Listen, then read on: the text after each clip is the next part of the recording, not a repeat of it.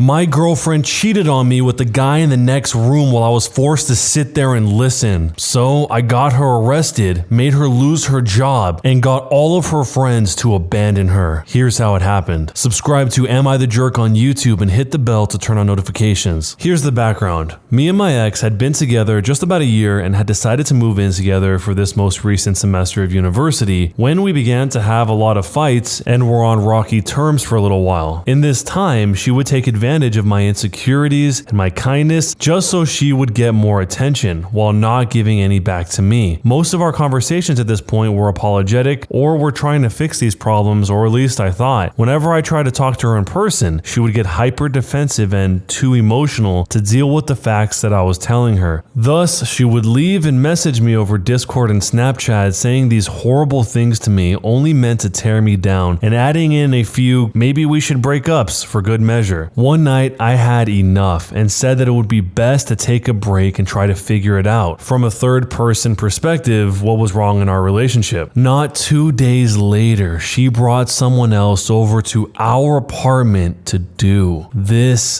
decimated me, leading me to have a mental and emotional breakdown while they were doing the deed in the other room. I had mutual friends get me out of our place for the night where I explained the situation to them. They hated her for what she had done to me, and all of them cut contact with her right on the spot, which I later found out was a major hit to her ego. But that is not even the best part. Then the guy that she banged came to me and apologized for what had happened. He explained he felt bad for what he did and that he was told we had been separated for 2 weeks and was doing that the whole time, and that her wanting to do him was the reason for her last breakup before me. And he came to tell me because now she's going to go do his friend. Of course, rage ensues, but for some reason not towards him. But a plan did pop into my head. College student apartments, at least around here, all sign in mid-February, and I took my chance. I gathered a group of 4 of her once friends and we all signed the lease together, kicking her out of the apartment entirely. She has until the end of the month to find somewhere else to live. So I got out of this toxic relationship with all of her friends and I kicked her out of her own apartment. So I hope that eggplant tasted nice. This was all from my last post about 2 weeks ago. After getting her off the lease, she tried to get a replacement for the time she still had here, subleasing for her room in the apartment, which is strictly not allowed in the contract we signed at the beginning of last year. By this point, she had gone full psycho, threatening people in our apartment, including herself, to the point where a roommate called for a wellness check on her, mentally abusing the other roommates, and all around it was horrible. So I went to the landlady to get some information on what I/she could do next, where I got some information about what she had to do to get out of the apartment and away from what she had done to me. So I leave these papers saying that she legally can't sublet and suffer legal consequences if she does. She loses it completely and begins to yell at me for intruding in her life and ruining everything, even though she was the one that did it to herself. This escalates to her yelling at me about an inch from my face, to which I stand up to get her away from me, and she strikes me. She slugs me in the face with so much anger, and that was the last straw. I built up the courage and went to the police and filed a report with a witness, and they, without me knowing until afterwards, arrested her on the spot. She's been charged with battery and now forced into a psychiatric ward for mental health monitoring. The police then allowed me to fill out a protection order/restraining order against her, giving me the grounds to forcefully evict her from the apartment complex and notify her employer of what happened, leading her to get fired the next day. She is the only person who I can safely say is dead to me. And if you ever read this, Brooke, I hope you burn in hell. So, am I the jerk? This is really sad that somebody would have to go through this and experience how horrible this would be. It sounds like his intentions were in the right place when he wanted to have this little break for a separation, but it didn't sound like he wanted the break to be something for them both to go hook up with other people. The way that he described it made it sound like he just wanted some space to think for a second, but she obviously didn't see it that way, and she took the opportunity to get with this other guy in the same apartment in the next room over. That is low. Talk about no respect whatsoever. She had to have known that he was there and then later on, the guy comes to the original poster and apologizes to him and says that she lied about everything. I mean, you would think that after all this was uncovered, she would at least see that she was the one that was in the wrong here, but yet later on, she's the one who slugs him. So up to this point, he's just taking it until eventually he goes to the police and she's finally accountable for her actions here. I feel bad for this guy, but I know in a lot of situations like this, where the cheating is that extreme, the people involved don't always fully recover. I wouldn't be surprised if this guy had some major trust issues in the future and had some sort of dark cloud hanging over his head for a long time whenever it comes to thinking about relationships or the past, this one specifically. So let me know if you've ever known someone like this ex-girlfriend here, and if so, what were they like? And of course, jerk or not a jerk, and why? Am I the jerk for bringing my girlfriend on a date to my daughter's workplace? I'm a 51-year-old male and I've been dating my girlfriend Millie for just over 6 months. My wife died 4 years ago and this is my longest relationship since. However, my daughter Bianca, who's 21, disapproves. She has a lot of issues with me and Millie, but the main ones are the way that we met, through a website, and that I moved Millie into our house fairly quickly after 3 months. In my defense, losing my wife much earlier than I had ever imagined really taught me to seize and enjoy each moment, and it just felt right to both of us to have Millie there with me permanently. 2 months ago, Bianca and Millie got into a dispute over our spare room, which Bianca uses as a music space, but Millie wanted to convert into a shooting space for social media, which is her job. I took Millie's side since she's going to be here longer term, so Bianca sped up her plans to move out to the next week and asked that I warn her if Millie's going to be present at any event or visit. Anyway, last week I thought it would be nice to treat Millie for her birthday, and she asked for a shopping trip and dinner out, which I was happy to do. The issue is she specifically asked to go to a restaurant where Bianca works as a waitress, since it's known as one of the most exclusive and classy places in our town. I knew Bianca was working that day, but figured it would be alright since it's a large restaurant and a special occasion. When we arrived, we were given another server, so I thought everything was okay. About 15 minutes later, Bianca walked out from the kitchen and immediately saw I was sitting there, then walked straight back without even saying hi. She kept passing the table and silently glaring daggers at Millie, which was just unnecessary when Millie tried to be polite. Millie then asked Bianca for the bill because she was the nearest waitress, and Bianca slapped it down on the table wordlessly and then sent another waitress to see us out. Later, I called her and asked her why she had behaved like a child. Bianca said that me and Millie had deliberately flirting to upset her, which is untrue. The most that happened was a couple of kisses and a bit of footsie/giggling. Bianca also claims that when I briefly left to use the toilet, Millie called her over and told her not to contact me for the next few days as we would be too busy engaging in private activities. I find it hard to believe Bianca because Millie has made an effort to bond with her through organizing girly activities among other things, while Bianca has a history of manipulating others to get her way. Bianca then told me she wants no contact with Millie or me apart from at family gatherings. My family is split over the issue. My ex-wife's sister called to cuss me out for neglecting Bianca, who is still grieving her mother. I understand that Bianca and Millie have their issues and Bianca misses her mother, but Bianca was at work and I thought she would have been more professional. And for the record, Millie is 28 years old, 7 years older than Bianca and 22 years younger than me. Am I the jerk? Before you decide, there's actually an update from Bianca. Apparently, Bianca found the post and wanted to give her side of things by saying, "Hey everyone, this is Bianca talking. After I saw the thread made with my dad's post, my roommate encouraged me to make an account and at least try to defend myself. I hope at least some of you hear me out and hear what I have to say. What my dad says has grains of truth, but it is so far from the full story, it's basically nonsense. My mom did die when I was 17, and me and my dad were actually very close. He started dating again a couple years after she died, and I was always very supportive until Millie came along. Regardless of what dad says, me and Millie had an emotional relationship lasting several months, which ended in a massive bust up and us losing contacts, and he was aware of this when I told him I recognized her. He brushed it aside and told me I would get used to it, and we would be introduced gradually. I was stupid and I believed this. He moved her into the house without asking me while I was visiting my mom's family for the week. She did not try to bond with me. She used our shopping days and trips as an excuse to get money off my dad for herself. She cried and begged until dad got rid of my music room and he fell for it. I asked them not to be intimate when I was around because I was uncomfortable. They ignored me. Millie and dad have since tried to contact me regularly and have shown up in unexpected places. They showed up at my church. They apparently visited my work and asked my friends if I'm there. They have even tried messaging me to ask when I'm visiting my mom's grave and if I want them to join.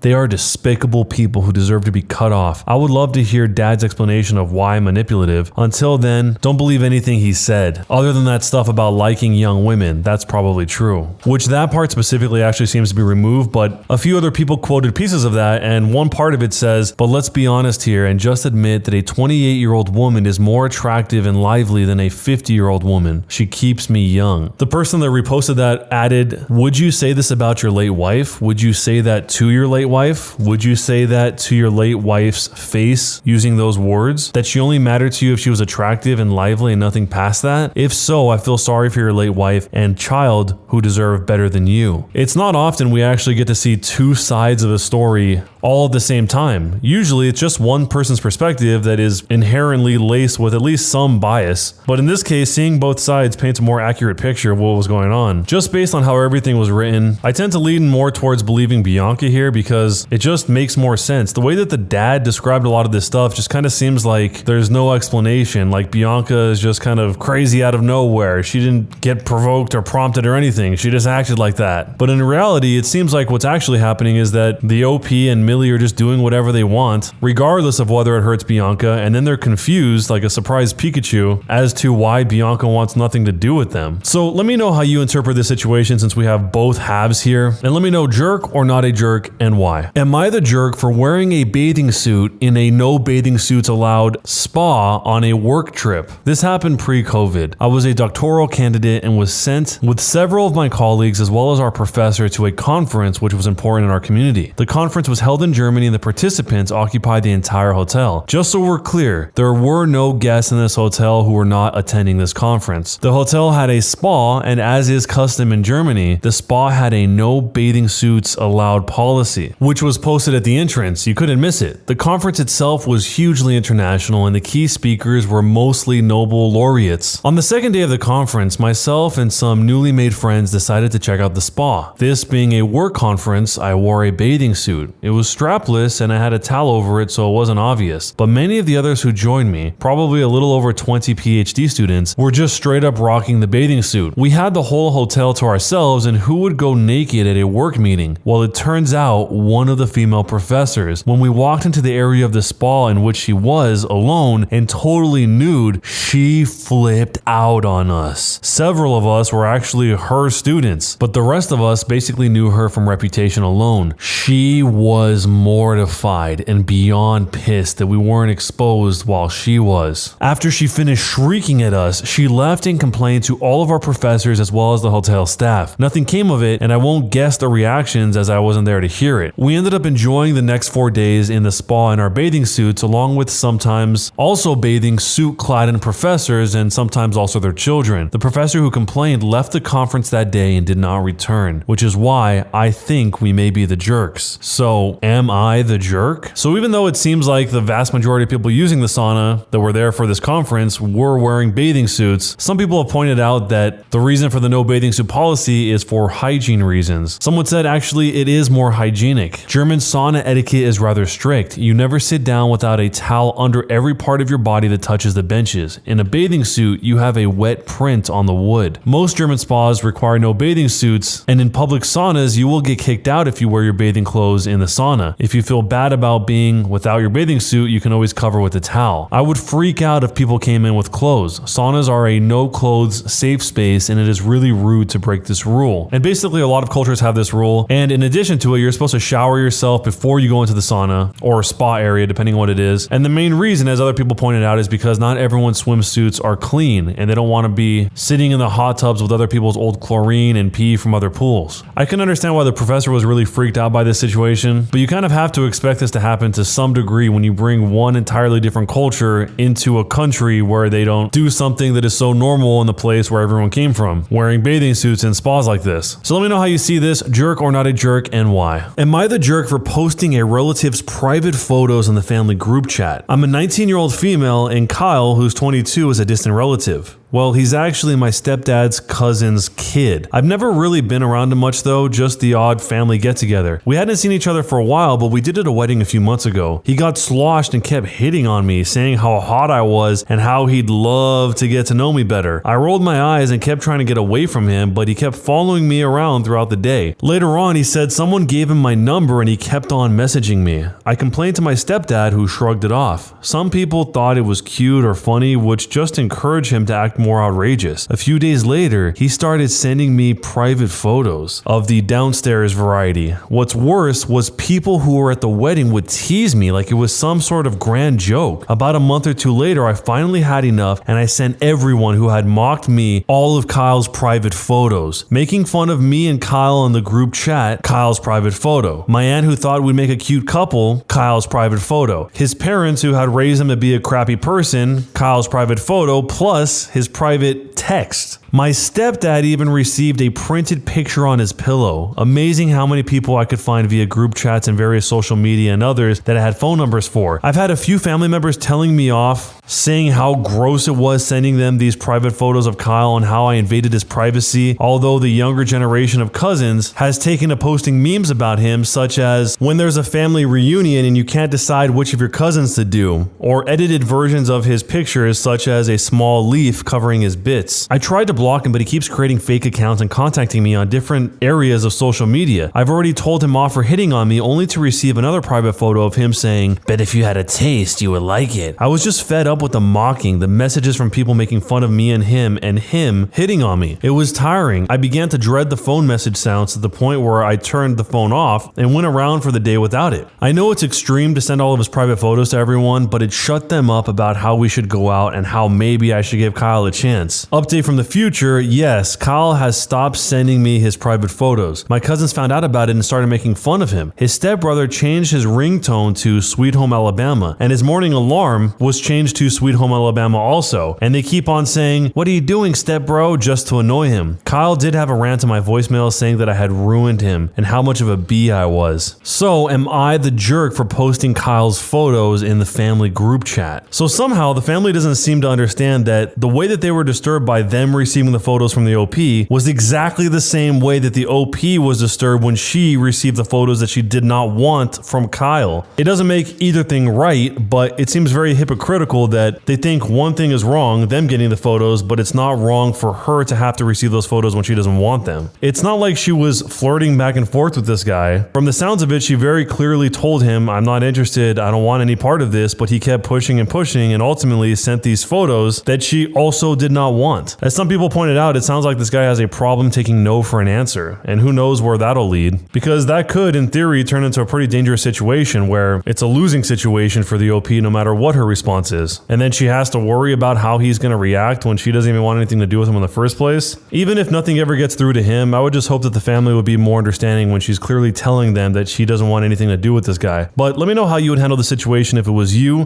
and jerk or not a jerk, and why. Am I the jerk for owning 3 dogs when my HOA says I can only have 2 dogs? My parents moved to a retirement neighborhood, so I moved into their neighborhood after my job required me to move to their state. We have 3 dogs, however 2 of them look almost the same, so we would never walk all 3 at once. It worked for 2 years. Well, my neighbor has been telling everyone we have 3 dogs and complaining about it on Nextdoor. The HOA asked to investigate. One of my dogs was at the vet, so I said, sure, go ahead. They walked through the house and the neighbor was outside. She later walked up to me, all smug, saying, "Did the HOA find your dog?" I said, no, they didn't. Mind your own business, B. Then she went out to Nextdoor to complain again, but the rest of the neighborhood is calling her crazy. So, am I the jerk for owning 3 dogs? Living in a situation where you're going to constantly have to pretend that you only have 2 dogs when you have 3 sounds like it's going to be annoying after a while. It's already been 2 years, but that was before you had someone on your tail trying to expose you. Now that you've made an enemy out of this lady, she's probably going to be a lot more likely to keep investigating and try to report you to get rid of that 3rd dog. Not because she doesn't want the dog, but because she doesn't like you. So you should probably eventually move. Let me know if you guys think jerk or not a jerk, and why. When you subscribe, make sure to hit the bell to turn on notifications. To finish listening to all the stories in this series, use the playlist at the top of the description. And next time you live stream, use the cream of the crop music. Search for Cream of the Stream on Spotify or whatever music platform you use for copyright-free music to use for your stream. It's free. Cream of the Stream. Either way, thanks a lot for listening. We'll see you guys next time.